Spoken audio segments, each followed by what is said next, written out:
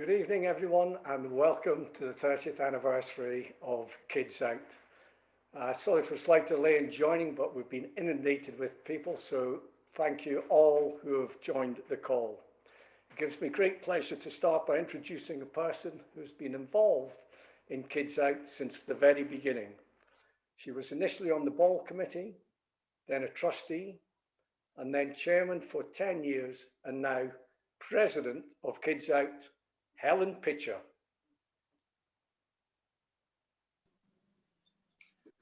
Thank you, Gordon. Thank you very much indeed. That makes me feel very old, but also very honoured to have been involved with the charity for so long. I'm not going to repeat some of the things that were on the video. We do a lot of things for children and to support children who are disadvantaged for any reason. And the reason we do that is we have a fundamental belief that every child is entitled to fun and happiness in their life and to safety in their environment and food and sustenance. So through all our services, we do many, many things to do that. We have been in existence for 30 years.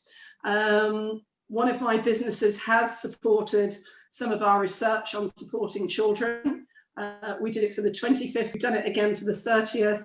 And whilst we're moving forward in small incremental steps, we still do not have the right coherent policies and processes to support children who very definitely need our support. But just a couple of things by way of background.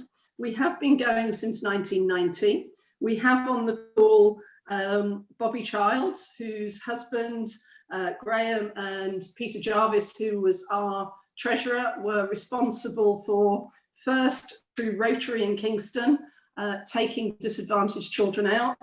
And since then, as you'll have seen from the video, we've really grown our services and extended our reach in terms of children that we can support. And that comes from a fundamental belief that our society is only sustainable if we support those children, if we keep them away from violence, away from drugs, away from harm. And if you look at our report, which we're happy to provide to people, sadly, a lot of children are still very vulnerable, either through mental health issues, supporting parents, domestic violence, a whole plethora of issues, not to mention the poverty and the lack of support. So over the years, we've worked very hard as a charity. We didn't become a formal charity until 1999, and that was when Lady Grantchester, who was giving us £1,000 for every Rotary club we signed up, saying, actually, I can't keep doing this because we were so successful at it. So we built the charity. We have put extra services in, the toy box services, for whom we are supported hugely by a lot of the toy companies who give us brand new toys that we can give to children and they wouldn't otherwise have them. We also have the FizzPod system, which supports children who have sensory difficulties, and we now have 22 around the country, and that's expanded hugely over the last few years. We do fun days out to give children positive experiences. That's been more difficult in COVID times, so we've had to do fun days in. We also have a service called World Stories, which helps children where English is not their first language, and it helps them to communicate, and that has grown hugely over the last few years. So there's something like 1 million children and teachers across the globe who are involved with this. And then we have our Giving Tree initiative, which everybody loves, and it's about signing pledges and giving toys for children. And again, that helps us support children who need all of those things. And we also have our Forgotten Children initiative, working with Chums, which is an arm of the NHS. So we have a number of things we do. We are working hugely with women's refuges to provide toys, to provide food vouchers, to provide a whole host of things. And our keynote speaker tonight, Cherie Blair, is also heavily involved in this. So from me, it's my absolute thanks for you joining us. It's my pleasure to introduce Cherie. She and I share a passion for several things. Women's development is one, the criminal justice system is another, supporting women in refuge and thus supporting children is also important. And Cherie has done a huge amount to bring about the domestic abuse bill. So this is starting to bring some coherence to the services that we provide for children and the support, but it is still a very piecemeal activity which needs to pull together so that we support our most vulnerable in society. So on that note, as I say, thank you to everybody, and it's my absolute pleasure to introduce Cherie. I'm delighted to be here with you all this evening as part of the 30th anniversary of KidsOut webinar. Thank you, Gordon, for inviting me to be part of this occasion. It's refreshing during these turbulent times to take a moment to celebrate the achievements of such a dedicated organisation. As a proud patron of Refuge since 2004 and a member of the organisation's board since 1995, I have been an admirer for many years of the outstanding work KidsOut do. Time and again, statistics show that a child who escapes an abuser with their mother and is rehomed in a new area is not at the end of its journey to recovery. Those experiencing domestic abuse are also more likely to have been exposed to other risks, such as neglect, parental substance misuse, and mental health issues. Without intervention, 74% of children relocated away from refuges would have turned to drugs or crime by the age of 18. But with direct specialised support from organisations such as KidsOut, this falls to 14%. It is paramount that we recognise that children not only witness the abuse of their mother, but also often suffer directly at the hands of a perpetrator. As the only national charity committed to delivering specialised support to combat the effects of domestic violence on children, KidsOut have been the lasting support in many vulnerable children's lives. We all know of their established projects which meet the day-to-day needs of children in refuge. My personal favourite is the Fun Days programme, which provides safe trips from a refuge for families. As a mother and grandmother myself, I know how important fun family days out are, and I cherish these memories, as I hope they do. But for children in a less fortunate situation, being allowed time away from school and their daily lives just to be children and to build precious new and happy memories is so important. And yet it's regularly forgotten about or pushed aside when children move to refuges. I don't think we can celebrate the last 30 years without looking at this year, COVID-19, which has only worsened the situation, with many refuge staff being placed on furlough or working from home. In many cases, KidsOut was the first organisation to respond to the pressing needs of children in lockdown in refuges. They highlighted those families lacking support from food banks and/or school meal vouchers, and provided individuals with 8,000 supermarket vouchers to purchase essential groceries. Similarly, they issued over 5,000 toy boxes to children. We know that when moving to refuges, children will usually suffer material deprivation. But during lockdown, with no other engagement or escape available, this was a real concern. Toys and engaging activities provided by KidsOut help bridge this gap in lockdown, helping to preserve the long-term mental health of those children. It is this kind of dedication and quick thinking which comes with 30 years of experience and research. It really makes a lasting positive effect to the physical and mental health of young domestic violence victims. With the Domestic Abuse Bill finally reaching the last stage of its passing through Parliament, we are edging closer to the first legal duty for local authorities to provide safe accommodation, including refuges, for survivors of abuse, greater protection for survivors in the family courts, and priority need for housing for all survivors. The bill will include the first statutory definition of domestic abuse, and after campaigns by a variety of charities such as KidsOut, the definition will name children as victims in their own right. I look forward to hearing more about this from my co-speakers this evening. KidsOut and all of you, their supporters and partners, have made so much difference to the lives of survivors in the last 30 years.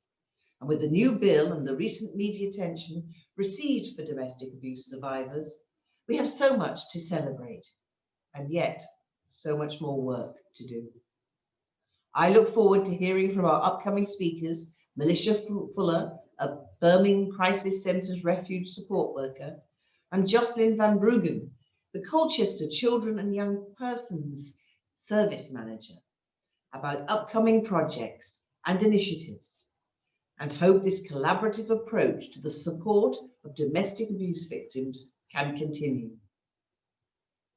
Congratulations to KidsOut for the last outstanding 30 years, and many more.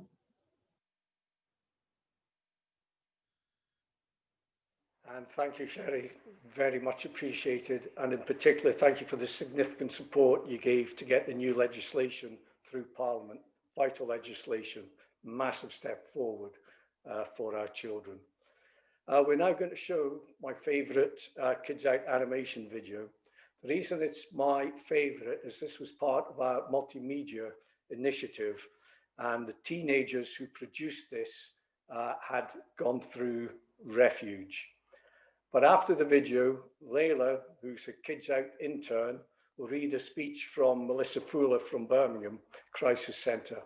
Unfortunately, they've had an outbreak of COVID and a number of staff have tested positive, so she's unable to join us. And now the short video.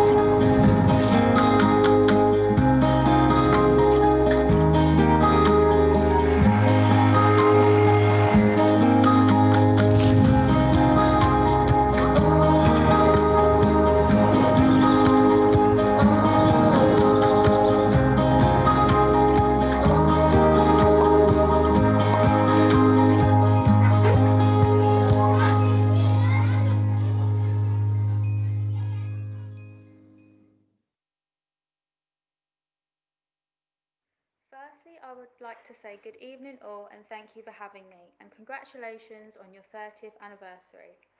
I'm the Deputy Manager at Birmingham Crisis Centre, a refuge for women and their children fleeing domestic abuse. My journey in refuge was part of my life that I never imagined happening. In May 2017, I applied for a position as a part-time night family support worker at a refuge. Unbeknown to me, I was preparing to work in the place my daughter and I had lived 20 years previously. I wanted to support and help these women and children, so in January 2018, I became a full-time worker. I love seeing the growth and positive turnaround our women made. Yet, there were some injustices that really frustrated the life out of me, and I was quite vocal about these. I guess it's at this point the management team saw something in me that they liked and offered me the position of deputy manager in February 2019. So I went from being a resident with a baby to being part of the management team with my daughter as one of our family support workers. This evening, I hope to give you a snapshot into the life of our refuge during the COVID-19 pandemic and how we've been truly blessed during lockdown. As we know, this pandemic has rocked the world as we know it. But just imagine how much more difficult it is for our families who have lost everything. and have to deal with being in refuge, in a strange location, with people you are unfamiliar with, and being unable to go out on top of that. It has been so difficult keeping the women's spirits up, keeping the children entertained and preventing them from trashing the building out of frustration. We did it though, and we're still doing it, but in all honesty, we could not have done it without the help of KidsOut. You guys have been amazing, still managing to pull out all the stops even at a time like this. Our children have had Christmas come early this year, and rightly so. They all received a fantastic toy box from you. What an inspirational initiative. You can only imagine the relief of the mother when confined to a single room with the children having left their home with virtually nothing. The timing of the cinema tickets was perfect. Our families are being blessed with food vouchers, which helps far more than you realise, especially when most staff had to work from home during lockdown and could not get to food bank for the families. The families have asked me to say that they cannot thank you enough for the essential support. Now, as you can imagine, in order to keep our women and children safe, we offer minimal access to Wi-Fi, although they do have some access to the internet. So our children being given Wi-Fi codes to enable them to continue with their education has also been a great help and support to our young people. And being able to contact friends on social media has really benefited their mental well-being. I hope you can continue this vital service after the pandemic. Most will not realise that families are in effect in lockdown before COVID and will be after. The main thing our children do lack though is professional counselling, in whichever model would be most effective. But the bottom line is that we need it and it's not readily available. The example I would like to share explains the frustrations and injustice I mentioned earlier. Please note that this is a true life example and one of the number that we are currently dealing with. It may be very difficult to hear, so please be mindful of your own personal emotions. This example is about a little girl that was sexually assaulted at the tender age of 6. This little girl is now 9 years old, and before refuge had not received 1 minute of professional therapy. Unfortunately, the family came into refuge with us just before lockdown, so many services were not available. Our family support workers and our nursery manager have worked tirelessly to try and get this little girl the right help and are constantly hitting brick walls. In the meantime, our nursery manager, who has built a trusting relationship, is offering one-to-one emotional support twice a week for 1 hour. Although this is an amazing buffer, this little girl is getting older and older and not able to connect with the appropriate services for her needs. The staff are fantastic and work hard trying to get the right services for our young people who have also experienced trauma. But it's very, very difficult, and if we fail, what happens when they leave refuge? Although we support them for a minimum of 3 months after leaving, and KidsOut provide our children with toy boxes in their new home, I cannot help but feel there are not enough services of support for our families when they leave us. And I know most refugees are in a more difficult position than we are, and most do not provide any follow-up when they leave.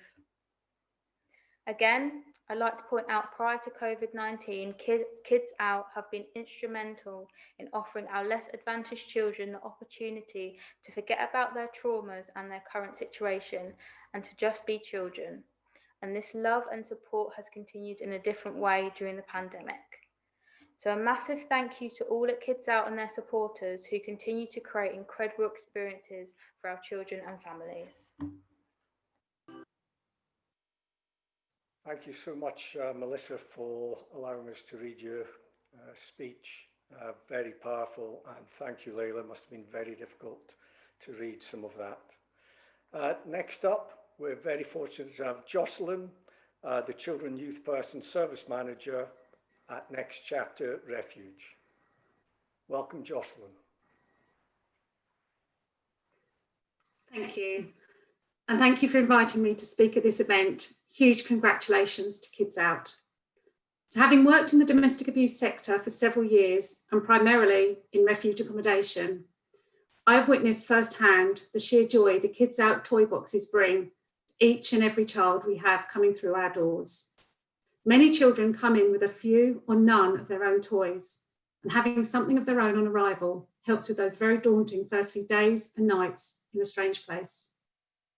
So I'm going to talk a bit about the impact of domestic abuse and parenting, how we are supporting our families with the help of KidsOut, and what we can do better.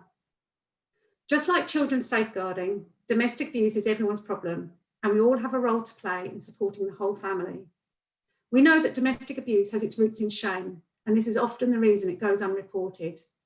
But we also know that these victims aren't hiding from services. We just need to get better at seeing them. This is particularly true for our children. Data tells us that 64% of victims referred to agencies for high-risk support had children in the household, yet only 40% of these children were known to children's services. So this tells us that the response to parents is often separated from the response to children. Agencies continue to work in silos and often miss the hidden harm of our children. Domestic abuse can have a severe impact on child development, particularly for very young children who are exposed to violence. Often seeing, hearing, and experiencing violence or emotional or coercive control can lead to psychosomatic complaints such as headaches or stomach aches, regressive behaviours, anxiety, crying, or clingy behaviour, as well as signs of terror such as yelling, irritability, hiding, and stuttering. Research suggests the impact on neurological development can manifest itself in poor health, poor sleeping habits, excessive screaming, and result in disrupted attachment between child and mother. Given the complexity of need presented in many of the families we work with, we know that we need a whole range of experts to wrap around them to support with recovery and prevent re-victimisation. We also know that resources are strained, demand is rising, and additional funding to support children in refuge is extremely competitive. At Next Chapter, we know that our refuge accommodation means that our clients and their children can, at last, feel physically safe. But what about feeling psychologically safe? How can we help our families to recover to ensure change is sustainable? One of the ways we are supporting our families to recover is by taking a joint approach. We are running our interventions in parallel, thereby encouraging mother and child to recover together. We know that every child is different, every family is different, and every situation is different. We know that one size does not fit all. Each child has a support worker to advocate for them and help share their wishes and their feelings with their mother. Our support workers are absolutely vital in ensuring we capture not only the lived experience of the child, but the voice of the child. All too often in homes where domestic abuse is prevalent, the child is unseen and unheard. We want them to experience how it feels to be both seen and heard. The KidsOut toy boxes are invaluable with this piece of work. Not only do these wonderful toys mean children have something of their own, but they also mean mothers can play with their child. As a result of living in an abusive environment, many parents have not been able to be emotionally present for their children. The toys are vital in helping parents to connect and rebuild their relationship. Many of our children have never had a brand new toy or been given a gift or had a day out at a theme park. KidsOut make this possible and give a positive memory for our children to carry with them. So despite the current climate and uncertainty of our situation, we have something to celebrate this year. After much campaigning, as we've heard tonight, children will now be recognised as victims in their own right within the statutory definition of domestic abuse. We hope that with this recognition comes the funding to provide much needed specialist support, not only for our children, but for all the agencies who work hard to protect our children. It is not only a matter of too little time and resource, although this clearly contributes, but just as critical is the consistency in terms of knowledge provided to social workers, to police, and to our legal services to allow them to develop the attitude and approach that is required when responding to victims of domestic abuse. So in conclusion, we believe all children and young people need to be able to access specialist, trauma-informed domestic abuse support, and all adult victims need to be made safe, empowered, and supported to parent successfully. Early interventions can break the cycle of domestic abuse and are far more cost effective than dealing with the consequences of future domestic abuse in adulthood. We hope funding becomes available to do this all over the UK. So just to finish, I'd like to share my favourite quote with you. The more healthy relationships a child has, the more likely he will be to recover from trauma and thrive. Relationships are the agents of change, and the most powerful therapy is human love. So thank you to KidsOut, and thank you for listening. Jocelyn, so many thanks for that. What you do at Next Chapter and what they do in Birmingham Crisis Centre and other refuges, I could never do the job you do. And thank you for all the advice and help that you give us as well, so that we can target our services correctly.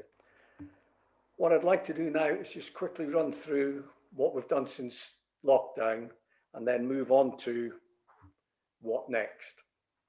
In week 1, thanks to immediate support from Direct Line, we provided a £25 food voucher to the 85% of families in refuge that had no access to a food bank or school voucher. As already mentioned, most refuge staff were either furloughed or had to work from home, and many mothers cannot leave refuge for fear of an abuser. In week 2, we provided 5,362 toy boxes to every child in refuge. The feedback was staggering, and little wonder when you consider what they were going through. We have since provided literally thousands of toy boxes for the children arriving since lockdown. In week 3, we provided another food voucher to the 85% of families. And during April and May, we worked with the Lord Lieutenancy and High Sheriff offices around the UK.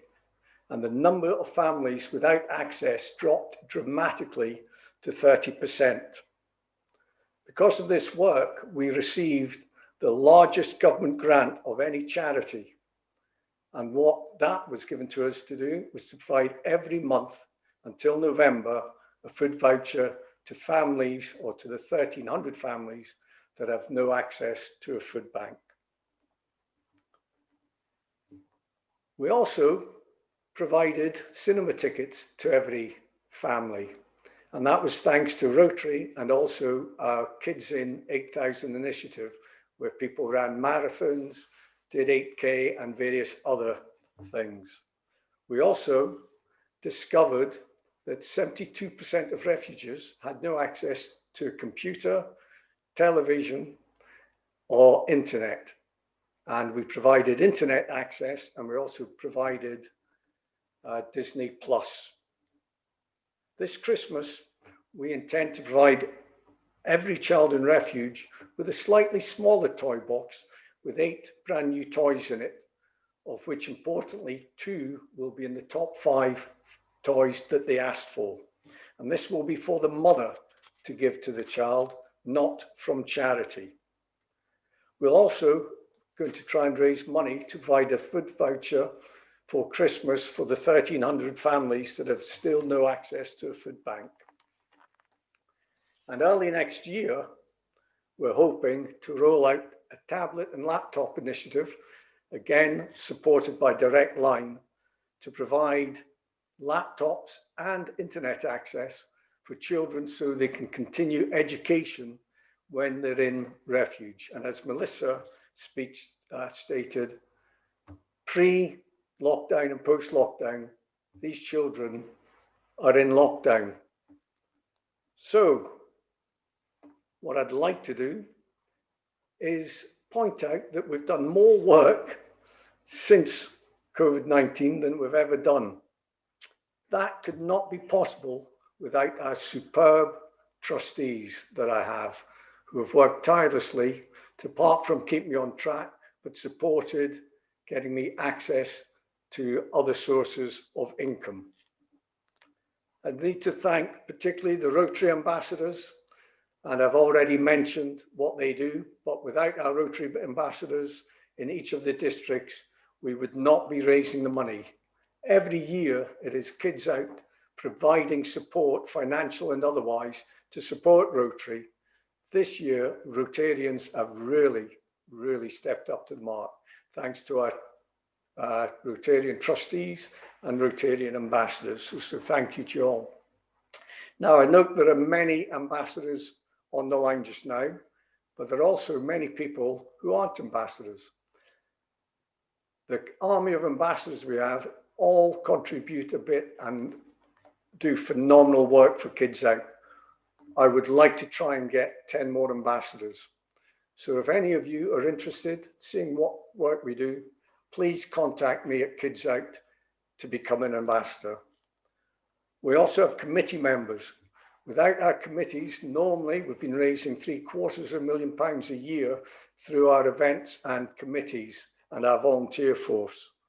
Of course, it's got a bit quiet just now, but without those individuals, we would not be where we are.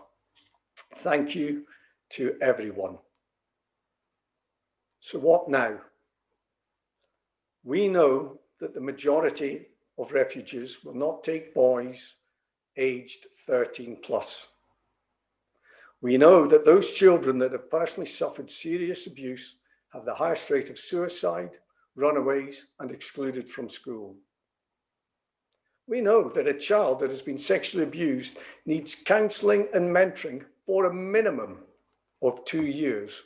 And as we've heard, they get support in a refuge where they're there for 3 to 6 months. And then after that, it's hit and miss whether they'll get support. We know from Helen's report that there has been more initiatives than years the KidsOut has been going. And we know that they've been funded on average for 2 to 3 years only. And I also know that predominantly the theory that I hit my head against the wall all the time about is that there is a strong belief that if the mother is okay in refuge, the child will be okay. From our experience and knowledge, this couldn't be further from reality. So with limited funds, we believe it is essential that a comprehensive study is conducted to target the most vulnerable children and produce a long-term funded programme to support these children. What can you do to help by the end of this year? Well, we're having Have a Ball at Home, but this time it will be like a Christmas party and it will be fun for the family. It's on the 4th of December. Please look at our website. It's only £30 for a household to join. Please do so. We're also looking for new people to take part in our October-November Kids in 8,000. Please look at that. The money raised from that is going to go directly to get more cinema tickets to try and get every child and mother out of refuge to the cinema around Christmas time. I ask you all to really consider whatever you can do to help our Giving Tree initiative. Last year, we raised over £750,000 worth of toys. That was the audited value. We also took over £100,000 of cash. The Giving Tree initiative growth has significantly helped KidsOut to grow and support more and more children. Unfortunately, with many people working from home, the opportunity for us to work with companies will diminish. What's worse, we know our Cash for Kids initiative is going to be significantly reduced because people will not be visiting shopping centres in the same volume that they were. And we also know that the toy fair that we rely on will be cancelled this year. So the Giving Tree initiative has become even more important than previous years. Now, from October, we will have an online shop, which means that we don't just need companies, we need individuals who are willing to go on and buy a toy or toys for children in refuge. Please pass the word on the giving tree. Please support the other things. And finally, all I can say, because most online are long-term supporters of KidsOut, thank you so much for all you've done to support me and the rest of staff at KidsOut.